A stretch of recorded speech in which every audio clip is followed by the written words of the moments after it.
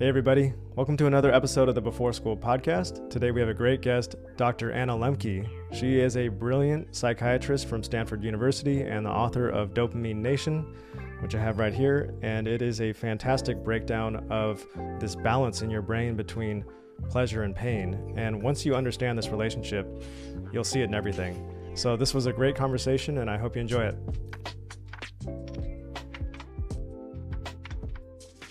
Dr. Anna Lembke, hello.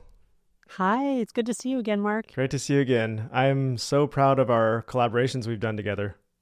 Oh my gosh, I have gotten so much good feedback from folks who appreciate the after-school videos, people of all ages. It's been really awesome, so thank you. Thank you. And your book, Dopamine Nation, I think about it probably every day. I'm serious because we're all surrounded by so much indulgence and pleasure that it's very difficult to navigate the modern world. So your book comes up a lot. Yeah, well, thank you. I'm so glad it's relevant and hopefully helpful. I do think we're living in a time and place that kind of conspires against us in terms of our mental and physical well-being. It's kind of crazy, but we have managed to engineer a world that's actually bad for us. And so that takes there's a heavy cognitive lift to sort of figure out how to live in a world like this. And so you wrote Dopamine Nation. It came out in 2021. And I'm curious to know like how you see the landscape has changed. How have addiction trends changed since then? Well, the first thing that's changed is that dopamine has sort of become a household word. It's so funny. When I first wanted to put dopamine in the title of the book, I had a lot of pushback from very savvy editors who know the publication landscape, who were hesitant because they're like, I don't think people will recognize that term. And, they were kind of right. And now here we are, almost 5 years later, and it's, dopamine is practically a meme. So that's a big change. And with that, although to think of often people, it's oversimplified, my book is a very simplified sort of version of the neuroscience of addiction, but I think it gets to the heart of things that are true and real about how our brains process pleasure and pain, and in a way that people can kind of hold with them. And the need is great because the problem of addiction seems to only be getting worse, especially with digital media and all of the things that we can get addicted to online. And so the other way that I've seen the world change is that there's just been more and more suffering as a result of digital media and what it's doing to people's lives. And there's so much good about it. It's I feel like such a kind of a doomsday kind of prophet, talking about the bad, but there's also a lot of bad. And I think we just have to be honest about the good and the bad. On the one hand, I see a lot of awareness about it. Now, dopamine is a household name, but on the other hand, it seems like almost every business becomes like an addiction model, like the best customer is an addict. Right. And that was already trending. So, that was, like the nature of capitalism is to turn us all into superlative addicts. And businesses, have gamblified and gamified. Even education has become gamblified and gamified in many ways. So that was already happening. But you're absolutely right. It's continuing. It's accelerating. There are almost no spaces where, the technology and with it the sort of gamification of life, has not intruded to some degree or another. Yeah, I think one of the biggest differences, though, is a lot of us are in isolation now, where we're just inundated with all these ads for gambling companies, for products. And before we had community and we could kind of hold ourselves accountable. Is that kind of a fair way to look at it? Now we're alone and it's harder than ever. Yeah, I think that was, again, that phenomenon has been trending like in a very literal way, in the sense that if you look at the United States, more people than ever before in our history live alone. So people literally live alone. And that's only possible because of this technology. And on the one hand, you can say, oh, well, the technology is great. It's allowing us to connect with other people who live far away. yes, that's good, but it also means that we're more inclined somehow to live alone because we can turn to the technology nominally to connect with each other. But more and more what's happening is it's just the illusion of connection. We're connecting essentially with the internet, with AI, with the persona that is our collective data, but not actually a human being. And this is, really concerning and really scary because at the same time we are seeing increasing rates of depression, anxiety, loneliness. So, we have this sense that we have all this access to people and comforts and all that. But the end result is that we don't feel more peopled. We feel more isolated. We feel more alone and lonely. We feel less happy. We feel less comfortable. So it's, again, this great paradox. Yeah, every time that I'm doing something that's kind of an addictive in nature, I can feel like what I'm missing out on. Like I feel that I'm not connecting to family or friends. That's like the trade-off.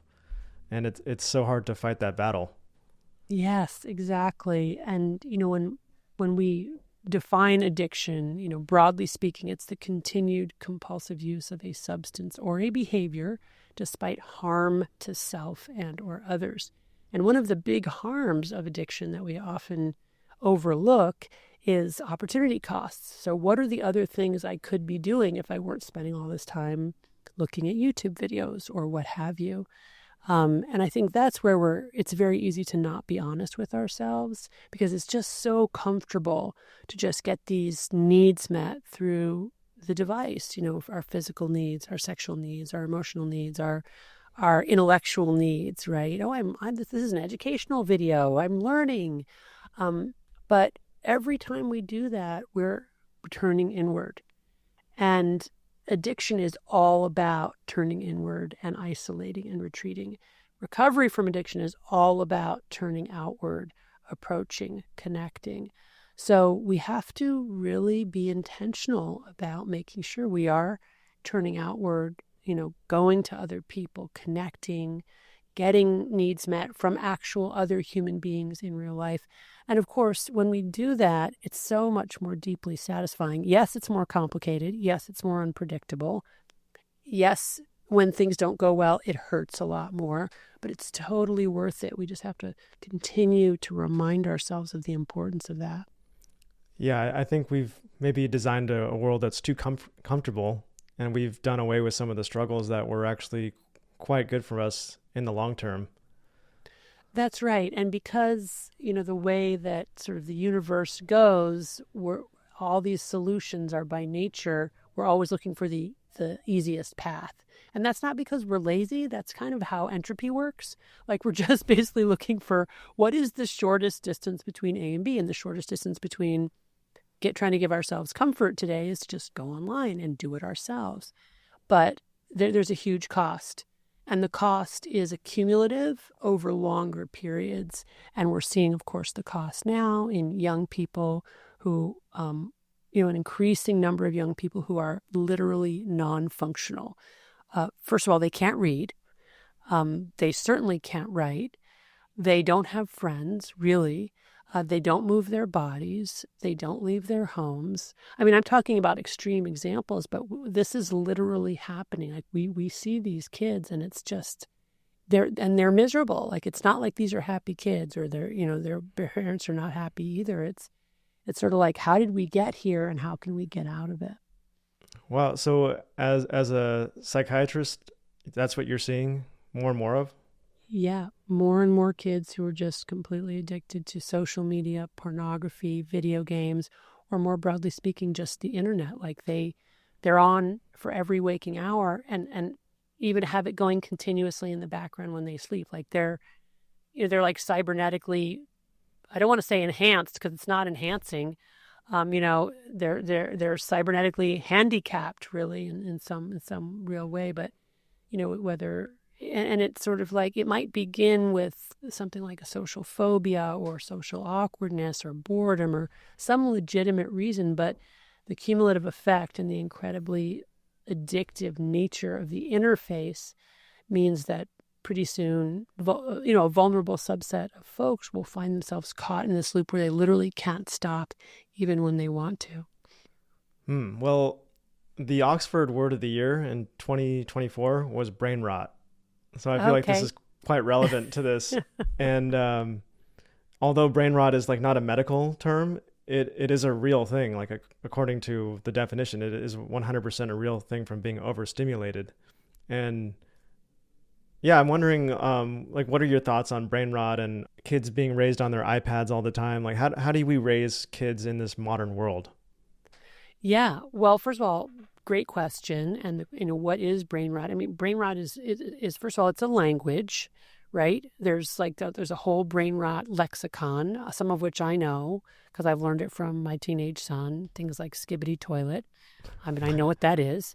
I don't. Okay.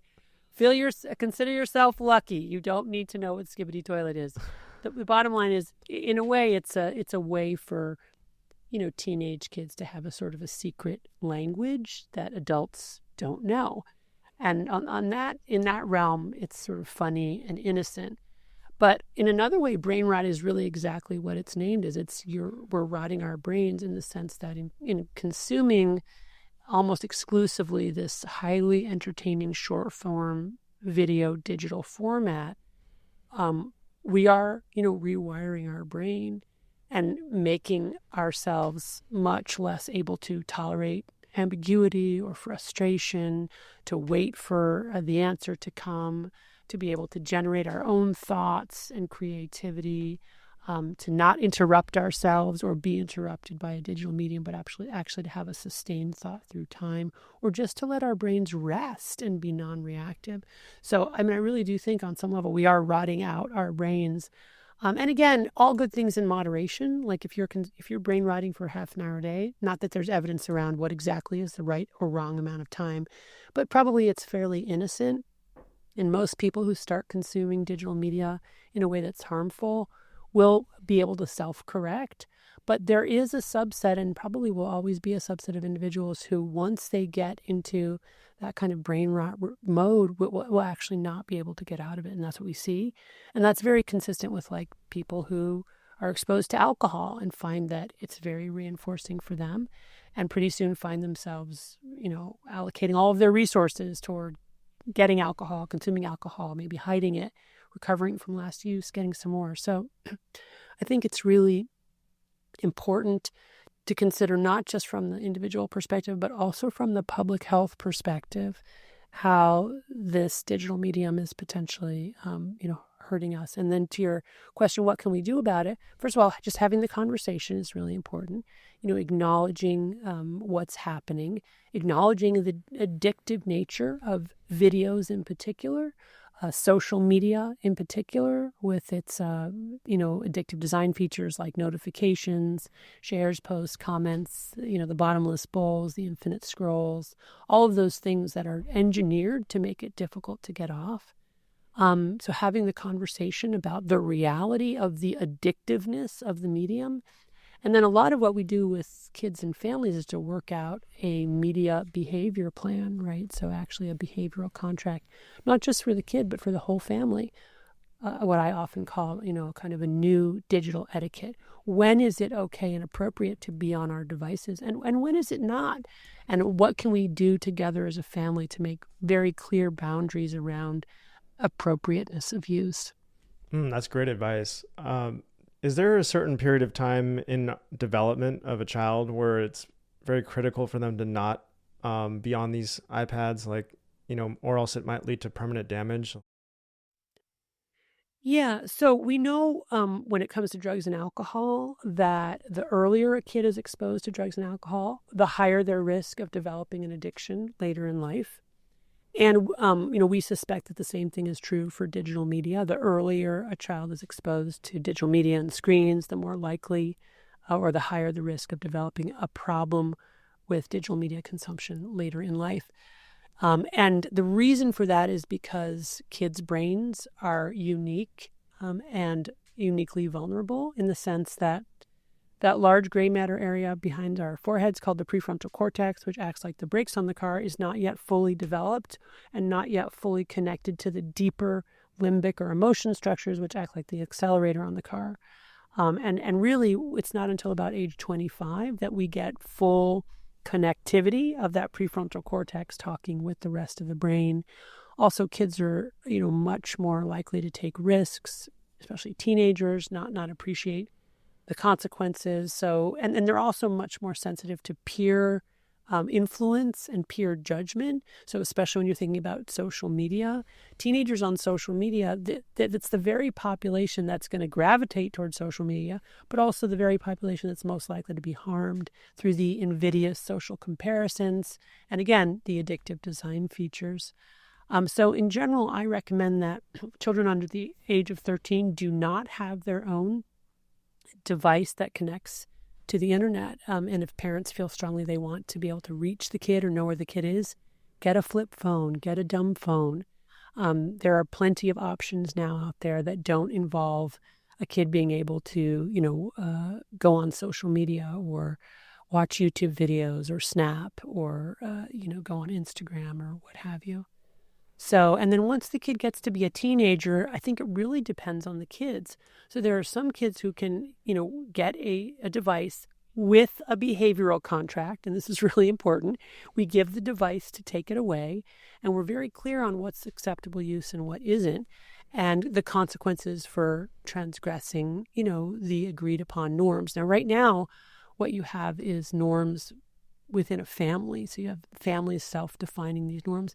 But on a collective level, we really don't have any kind of norms. I think we're moving toward them. So it's fascinating to see that schools now, K through 12, schools are beginning to think about banning smartphones. Some states have actually enacted legislation to ban. I think this is great. 15 years ago, I was talking about banning smartphones, and people looked at me like I had 3 eyeballs or something like that. That's the most insane thing. And now people are going, oh, wait, kids really can't learn and teachers can't teach if they have a little slot machine in their pockets. So, I think we're sort of moving toward what we need to move toward, but we're obviously not there yet. And there are huge socioeconomic factors in this. What you see is like wealthy, privileged families actually have less technology, often for their kids. And then poor families, often out of desperation because these become babysitters for the parents who have, 3 or 4 jobs and can't necessarily be around. These kids are getting all kinds of devices, their own smartphones, at age 5 and stuff like that. So that's concerning too. Wow, I never thought about that. So a richer family who could afford a babysitter, could afford these after-school activities, their kid has the access to all these other things, but a poor family would just plop their kid in front of an iPad or a screen and say, do your thing. I got to go to work. And then that could lead to much greater addiction down the line. Oh, absolutely. And not even just, addiction, just, exploitation. So, you have all kinds of people on the line on the internet who are out there looking for kids, to exploit them. So that's super scary. And also exposure to images and things that nobody should be exposed to, but especially not a child. I mean, it's worse than the Wild West, in an unfettered internet. And certainly not something that a young child should be having to navigate on their own. And yet, I think many parents don't appreciate the dangers. They don't appreciate the fact that kids' brains are rewired, that these early habits for self-soothing ourselves, for relaxing, they become deeply ingrained. And yeah, the socioeconomic thing is real. Like, wealthy families can send their kids to summer camp to spend 8 weeks in the woods where nobody has a device. And all the kids are going, this is awesome. I don't even miss my device. That's not something that poorer people can afford. Wow. Yeah, that's a really big issue. One debate that I hear a lot of parents talking about is the kind of like full on restriction versus, they're going to get it anyways, so we might as well kind of have the open and honest conversation about it. Whereas, sometimes if you restrict a kid from doing something, they're going to want to do it 10 times more. So I'm kind of in the camp more of let's just keep the devices away for as long as possible. But when they get it one day, it's going to happen. And then we'll have that conversation where my wife is much more like, we can't just be on our computers and then say, you can't do that. there's a lot of hypocrisy there. So we're trying to navigate that. Yeah, I mean, so much good there, what you just said. So let's tease it apart. So first of all, yeah, it's sort of like the sort of all or nothing camp. And it's not never going to be all or nothing, but certainly for a younger child, while we as parents still have control over what they do, because we do, up until a certain age, we do have control and we are their major influence. I, again, highly advise parents not to give their children their own personal device and not to let them have unsupervised access to the internet. It's just simply not safe. Now, does this mean your kid should, your under 13 kid should never go on a screen? Of course not. But it should be, a small amount per week as a reward, like ice cream, on a special occasion or after they finish something. Or even just, something that the family does together, right? Excuse me. It shouldn't be like every day, all day. And then in addition to that, sorry about my voice, it's just we're going to have to deal with it. It's all good. What happened. But at the same time, you're absolutely right that once kids get to be teenagers, we lose control, or at least we have much less control than we did. But if we've established a good, solid foundation for them in terms of what our family values are, what our digital etiquette is, what the expectations for the other child are, both in terms of school work, but also homework. And by homework, I don't mean the school they bring from home, but I mean the tasks that we expect of them to contribute to the family, because a successful family has got to be a group project.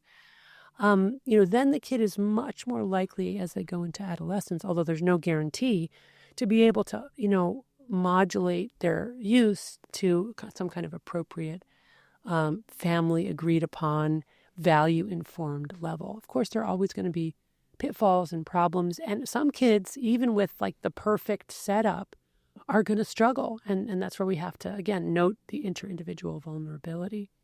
So I think it depends on the age of the child, right?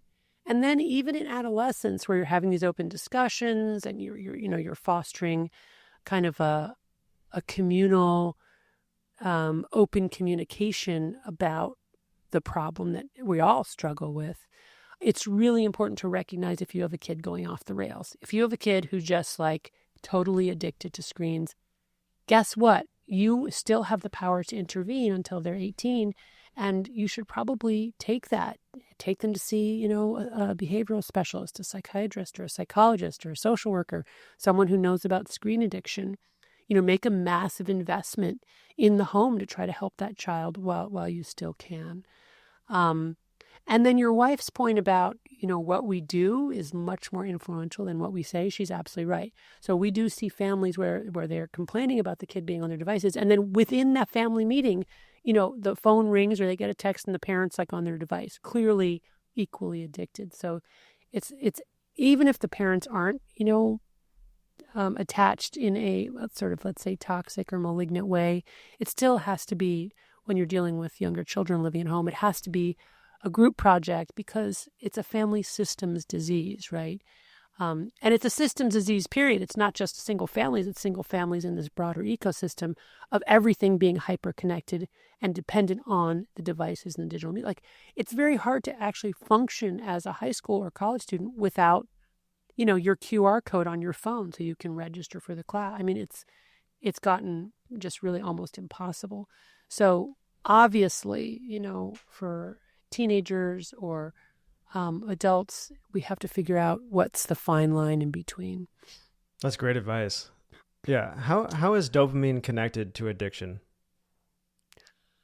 Well, so dopamine is a chemical that we make in our brains. It's a neurotransmitter. It's very essential for the experience of pleasure, reward, motivation. It's not the only neurotransmitter in that process, but it is the final common pathway for all reinforcing substances and behaviors.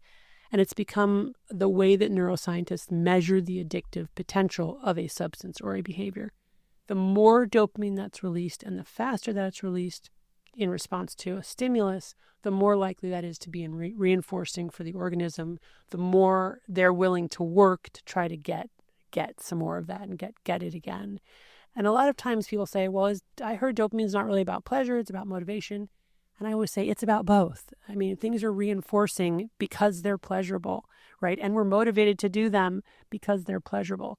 What is true, though, is that over time, with continued exposure to a given substance or behavior, our brain eventually adapts, downregulates dopamine spikes, so we're not getting as big a signal, and in fact can overcompensate, go into this kind of chronic dopamine deficit state. And now we're motivated to use our drug of choice, not because it feels good, like there's not much pleasure left anymore because we're not getting that dopamine spike. We're just trying to dig ourselves out of the dopamine hole. And so that's where really you get this motivation without pleasure, the wanting, but not the liking. That's very well explained. It seems like a lot of products, video games, gambling, they're designed to keep you right on the edge. So you're so close to getting the thing, and then right when you kind of feel like giving up, it gives you the thing, and then you get it, you're happy for 2 seconds, and then it starts dangling the next carrot in front of you, and it keeps you, it's difficult enough to stay interesting, but it's easy enough so that you keep progressing. And it's almost like it's just injecting this milieu of chemicals into your brain that just keeps you like a zombie going forward towards it. Yeah, I mean, that's a great description of what's now commonly called edging, right? Edging is something that was, I think, originally used in sort of the pornography or sexual addiction world, the way to kind of come right up close to orgasm, but not actually orgasm. But you're absolutely right. Everything is sort of edging now, right? And like the folks who make and profit from these products, whether it's digital media or other products, I mean, they've studied that science. They know exactly how to kind of bring us to that brink, not quite over, so that to sort of sustain, that sort of flow state, or it's really more the simulation of flow state. Because I think when the original flow paper came out, it was really in a very positive light, like when you get into that creative state and there's just enough friction to keep it interesting, but not so much friction that you can't move forward with your ideas and your creativity, and you're flowing. You lose this, you're out of your body. You're not thinking about the time. You're not thinking about any of your problems. You're in this wonderful flow state. But that flow state can be completely hijacked by things that are really not good for us, right? When taken to an extreme, that's a real danger. And a lot of, especially the digital medium and the digital world, has figured out exactly how to do that. Can we get addicted to things that are good for us? We can now, because we have managed to drugify almost everything. And by drugify, I mean make it more accessible, more potent, so it releases more dopamine, more novel, more bountiful, and also more uncertain, because we know that uncertain rewards are more reinforcing than rewards that are guaranteed. So, we can get addicted to. I talk about in Dopamine Nation how I got addicted to reading. Right. And we think of reading as, oh, that's so intellectual and healthy. But I got addicted to romance novels, and the whole world of romance fiction and romantasy and erotic fiction. I mean, it's been boiled down to a very clear science. If you take any romance novel and you literally open it up to about 3/4 of the way through, you will get right to the point, i.e. the major climax, because it's all formulaic, right? The edging. Right. Yeah. Right. And frankly, that's what I like about it, right? It's very predictable. I know exactly how it's going to go, and I know, and that's wonderful, because real life is not very predictable, right? All these uncertainties and all these ambiguities. So that's why we turn to those things, because we can get into like this other world where we can simulate this predictable sort of microcosm, and that feels so good. And we get into that sort of edging state. And we can forget ourselves. Exercise has gotten addictive with, again, all of the devices. So you can take something that's basically healthy and a natural reward. What are the natural rewards? The ones that we need for survival: food, clothing, shelter, finding a mate. You take any of those and you drugify it by making it, again, more potent, so more reinforcing, more accessible, easier to get, so frictionless, right? More of it, more bountiful. The more we consume, the more we change our brains. More novel, so it's what we liked before, but a little bit different. And then more uncertain, as I've talked about. And all of a sudden, you've gotten you've taken something that was healthy and you made it unhealthy. I'll give you an example of each of those natural rewards. So food, we've completely drugified our food supply with the addition of salt, fat, sugars, and flavorants. Clothing, online shopping. Online shopping, I have lots of patients really addicted to online shopping. Food, clothing, shelter. Have we drugified shelter? Probably, like we've fetishized, houses and the little house, the big house, the mansion, the videos about houses, architecture, and all the things we buy for our houses, all the things that come in from Amazon every day of the week, that we don't need for our houses. And then, of course, finding a mate. Of course, we've drugified that. Oh my gosh. Social media has basically distilled human connection down into its most reinforcing parts, taken away all of the parts that involve work or effort and turned it into a drug. Dating apps, same exact thing. People go on dating apps nominally to find other people, but really it's the flow state of the app itself, which then becomes the replacement for, in fact, making any kind of real human connection. And then all the other things online, pornography and all of that, or simulate some kind of meeting, some kind of sexual need, but are really very isolating and not good for us in the end. I just put out a video last week that discussed Beware of Unearned Wisdom, the concept from Carl Jung. And I actually talked about your book quite a bit towards the end. I told that story of the young man who got the DUI, and instead he got the very expensive lawyer, and he was going to get off and they were going to clear his record, but something jolted him into saying, I am guilty. Yeah. And that decision changed the trajectory of his whole life. And 10 years later, he did become a successful doctor. And he looks back at that moment of telling the truth in court as, he paid a price voluntarily, and it was very painful in the moment, but it turned out to be great down the road. Yes. That story had a really profound impact on me, because I think, there's these painful consequences in the moment, and everything in your body wants to avoid them. But it's like, if you pay that price, the reward is you get to become the person you're meant to be, ultimately. I love it. You said that so beautifully. You really encapsulated it. And the converse is also true. Like, when I look back at my life, the biggest regrets that I have and the things that I ruminate on when I'm prone to ruminate are the moments I took like the easy way out, or where I lied or did something else that was, not consistent with my values. And in the moment, it was clearly the easier thing to do, but oftentimes there were very negative consequences down the road, or even just the negative consequence of my ruminating on it, right? Which is a real consequence. So these are and I think part of what can help us is, number one, figuring out what our values are, and really knowing the difference between right and wrong, and trying to do the next right thing. And also, importantly, slowing it down a little bit. I mean, I think when we're rushed and we're under stress, we can't take the time to really say, well, now, wait a minute, what do I care about here? And what are the implications? And allowing ourselves to gather the strength to do the right thing. And also, when we're constantly distracting ourselves with digital media or drugs or alcohol or whatever it is, we also don't have the opportunity to listen to our conscience, right? Or listen to a voice in our head that says, wait, no, that's not really what you should be doing or what you want to be doing. That's not really the right thing, right? So we have to really sit with the quiet enough to be able to know what we really need to do. Yeah, sitting with the quiet is so important. Another debate I have with my wife quite a bit is over boredom. With our baby. She's always like, oh, she needs a toy. She's bored. And I'm like, one, I don't think she can even get bored yet. and the world's too interesting. And two, I think boredom is one of the best things that a person can experience, because you just sit with that discomfort for a bit. And I agree with you. I'm on your side here. And as an artist, that, right?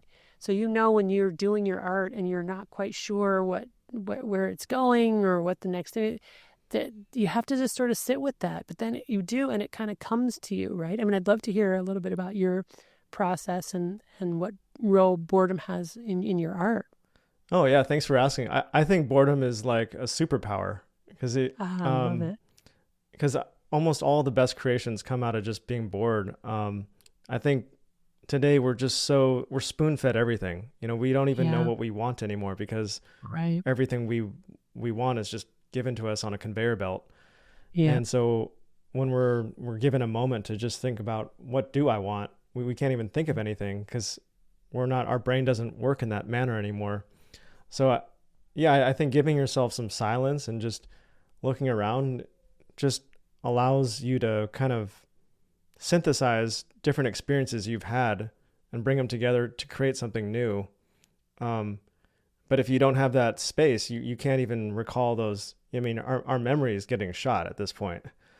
Yeah, no, that's right. I mean, there's some kind of synergy that happens in our brain that we can't will necessarily, but if we just take a step back and let ourselves just absorb what's been happening, all of the stimuli, and just wait, something emerges from that chaos, right?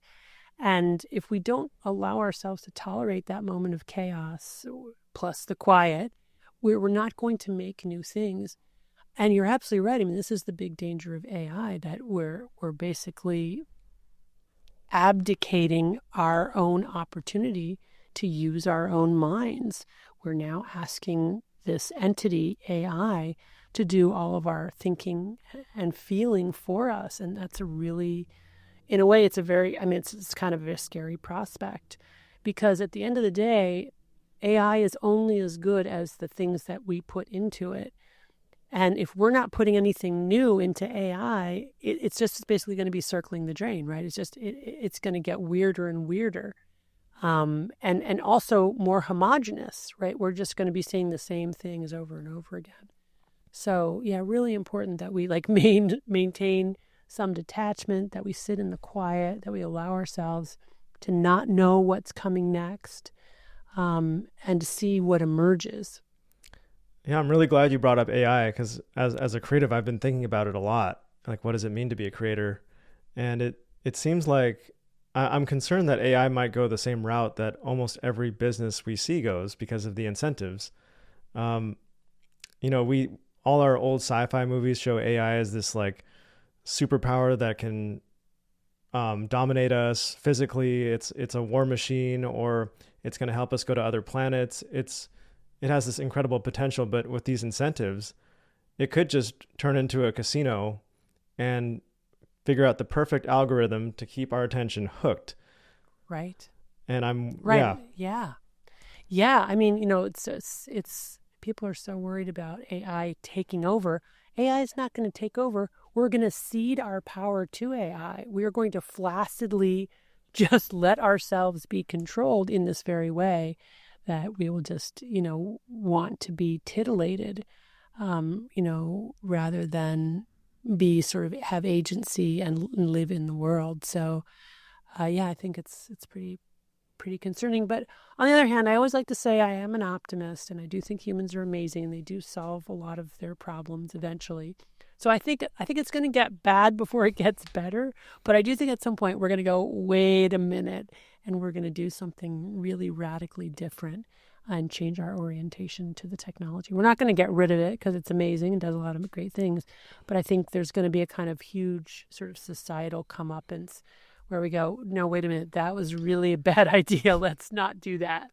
I love the optimism. Is this optimism going to find its way into your next book?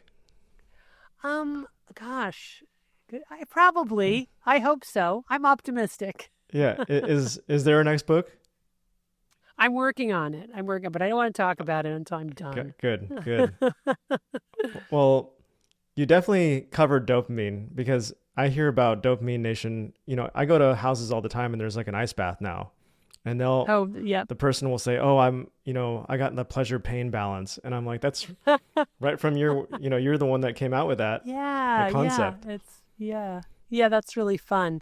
And I think that's really the advantage or the value of a good metaphor. Something that's simple enough that you can hold it in your mind and carry it with you, and it can then inform your choices and your actions. So yeah, I think that's great. Awesome.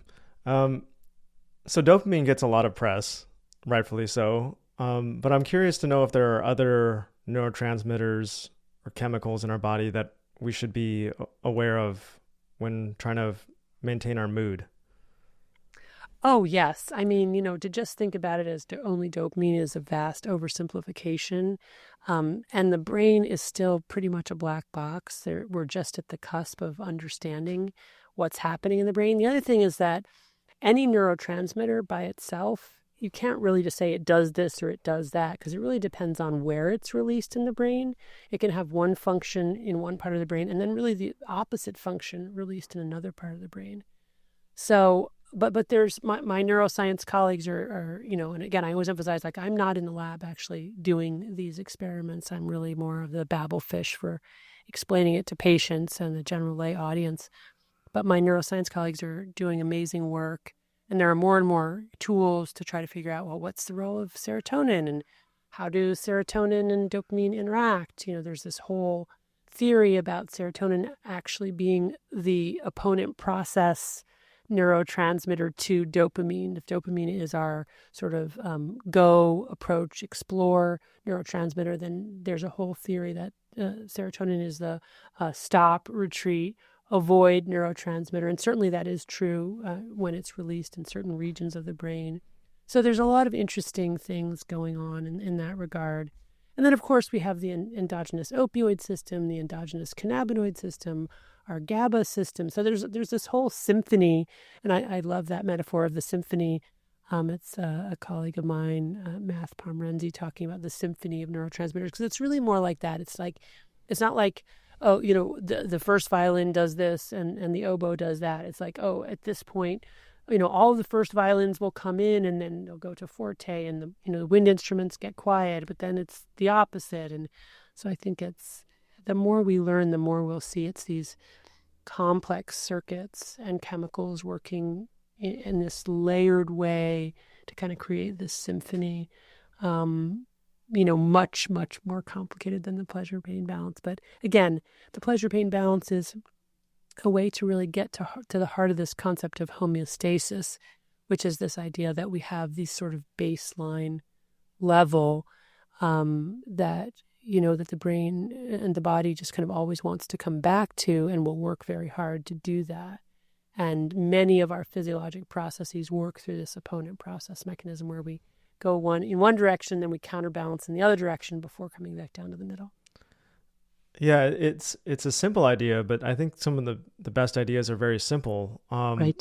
It's intimidating to think about all these brain chemicals, and I'm very, very far from being an expert in any of this, but I have seen teeter-totters before. So I'm like, okay, oh, if you put more on one side, the other side goes up. All right, that makes a lot of sense. Yes.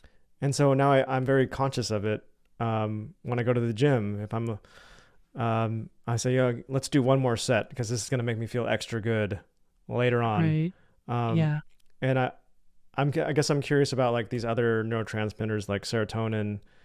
Is there a way to balance that out, or is there a teeter-totter kind of way of looking at some of these other neurotransmitters?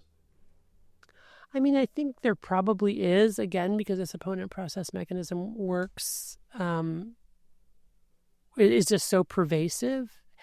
But I can't tell you exactly, that there is one for serotonin, or, I mean, sitting here right now today, there might be something like that, but I don't know.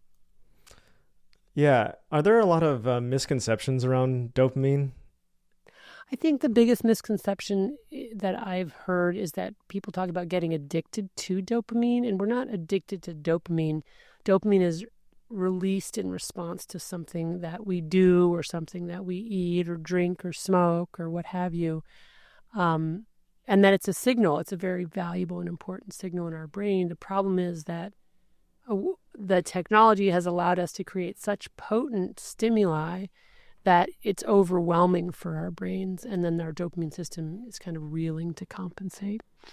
Yeah, it's become kind of like a fashionable word to just drop into sentences, make you sound kind of smart to say, "Oh, I got a dopamine hit," or yeah, right. yeah. But I think that's okay too. Again, it's a meme or a metaphor. It's a way of communicating, like, that makes me feel really good, and maybe a little bit too good, and I think that's okay. So one thing that was popular a while ago, and it's been debated about, is dopamine fasting. Right. Does that actually work? Well, I talk about it in my book. I call it dopamine fasting. We've been doing it in the field of addiction medicine for centuries, honestly. Another kind of colloquial phrase for it is abstinence sampling.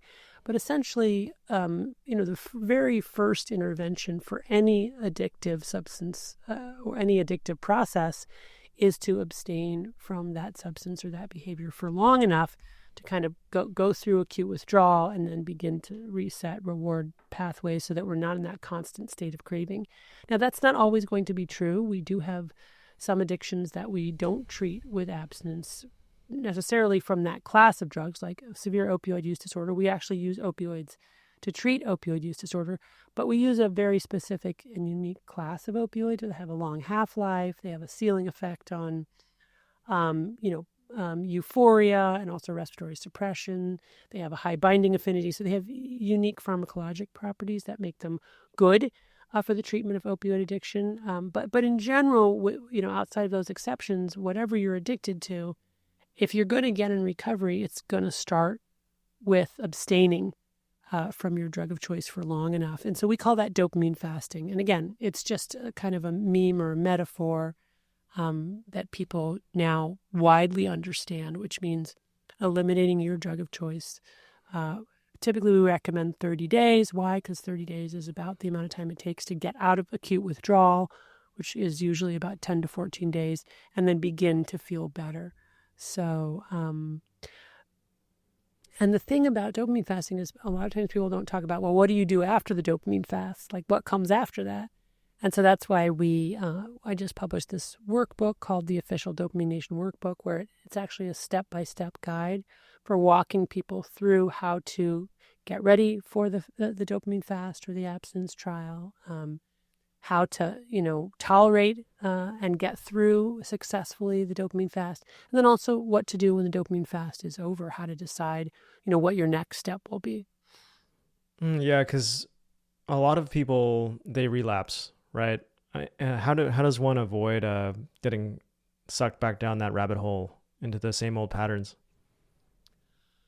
Well, I mean, first of all, I will say not everybody's goal is abstinence. Some people want to go back to using their drug of choice, but they almost always want to use differently. They want to have a different kind of attachment, and they want to have a healthier attachment, and they almost always want to use less than they were using before. But even if your goal is moderation or less use than you were using before or less harmful use, it's really good to start with a period of abstinence, just because we found that people are more likely to be successful with moderation if they first had a period of abstinence. Now, is everybody successful when they go back to that? Many people are not. They often experience what we call the abstinence violation syndrome, where they plan to use just a little bit and then find themselves binging and using even more than they were before the abstinence trial. We even see that in mice and rats when it comes to alcohol.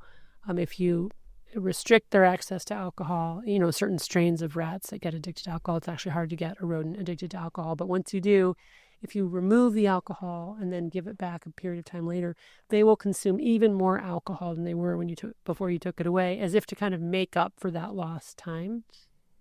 That highly suggests that their reward set point was not reset, and that they're still trying to get back up to that homeostatic level, and they're doing it by consuming more. But yeah, in terms of like whether your goal is to moderate or whether to continue to abstain, I mean, it's not a one-word answer how to do that. It's hard, especially living in the world that we live in today, where we're constantly being invited to consume more and more and told that that's good for us and that's fun and that's what we should do. Life is short, once around, live it up, have fun, don't be a party pooper, whatever it is. But there are lots of different ways that people can increase the odds of being successful, whether their goal is abstinence or moderation. I talk about self-binding strategies. These are literal and metacognitive barriers that we put between ourselves and our drug of choice, so that it makes it harder for us to access. It creates more friction, and therefore allows us to kind of, wait a moment longer and really contemplate what we really want to do. We talked earlier about slowing it down when we're thinking about making moral choices, and I think the same thing happens with recovery. If we're not in a rush, and we're slowing it down, we can think what they call in AA, think through the drink. Okay, what would it feel like to use? Okay, if it felt that way, where would it get me afterwards? Is that really what I want? What are the real consequences? Because we tend to have a very good memory for the initial stimulus, whether it's pleasure or pain, but we have a very poor memory for what comes right after that. Both ways, right? Like when I wake up in the morning, I know that going to exercise will make me feel better afterwards, but in that moment, I can only think of how I don't want to exercise. Likewise, when people think about consuming their drug of choice, all they can think about is how good it would feel. It's very hard to remember all the negative consequences. But if we slow it down and really force ourselves to think through that, as well as create a physical or metacognitive or, barrier between ourselves and the drug so that it's harder to get to, like not having it in the house, for example, we're more likely to be successful.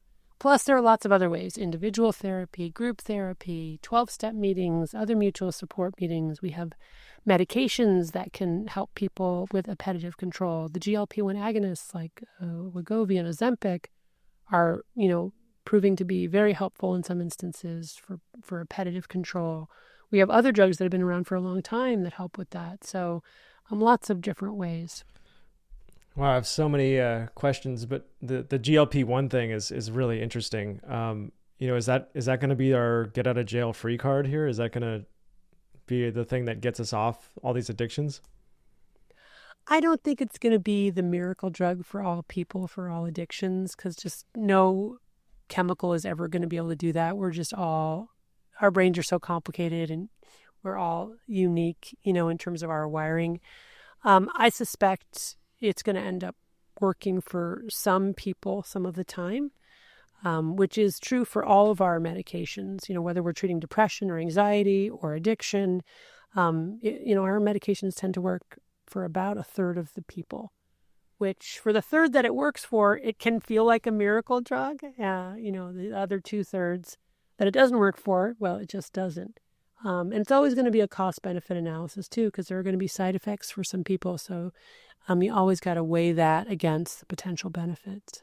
One thing I find really interesting is the role of religion in getting off addiction. It seems to be quite effective. Why is religion so helpful for some to break addictions? Yeah, I mean, you're absolutely right. I wouldn't say religion as much as like spirituality or spiritual. For some people, it's some kind of faith-based religious organization. For other people, it's just kind of a spiritual path. AA and 12 steps are a spiritual pathway. And it's a great question. I don't think anybody knows the answer for sure, but it certainly is true that a part of what drives addiction is this illusion of control. And so for the most severely addicted, letting go of that illusion of control and kind of surrendering to a power greater than themselves turns out to be the path by which they can get into recovery and change behavior when their own will and agency just never allowed them to do that. And that truly is fascinating. That's a great point. The illusion of control, because I can certainly relate to that. It feels like when I've had the least amount of control in my own life, those were the days where I'm like, I need to drink. I just need a drink or something. Right, exactly. And you kind of see it when people are working these soul-crushing jobs. They just need to almost mess themselves up afterwards just so they can feel like they have some free will. Yeah, it's so true. It's so true. Yep, absolutely. Yeah, I think Sigmund Freud said a great quote. He said, unexpressed emotions will never die. They will pop their head up later in uglier ways. So I feel like when your free will gets suppressed, you need to counter that. It's almost like that teeter-totter. You need to Yeah. go drink or do cocaine or do something Yeah. afterwards to kind of assert your sense of having agency. Yeah. Is that a connection you see? Well, I mean, yes. I mean, to some extent, I agree in terms of what I have long said and what I find very fascinating, and I'm trying to write about now, is this kind of, there's a kind of a myth that people who, get addicted are just trying to escape. And to some extent that's true. But really what it is about trying to assert control, trying to get back some kind of sense of short-term agency in a world that otherwise feels very chaotic and out of control. And that's why, this spiritual surrender is such a fascinating paradox, because it is with that letting go and the tolerating the uncertainty that magically, this control or this ability to have agency and make good choices comes back. Wow, that's beautiful. This has been a wonderful conversation. And likewise, I always enjoy talking to you, Mark. Yeah, I hope we can do another animation one day. That'd be awesome. We will. Yeah, and I really appreciate your time. Love your work. Everybody should check out Dopamine Nation if you haven't already done so. And this has been Dr. Anna Lembke. Thank you very much. Thank you.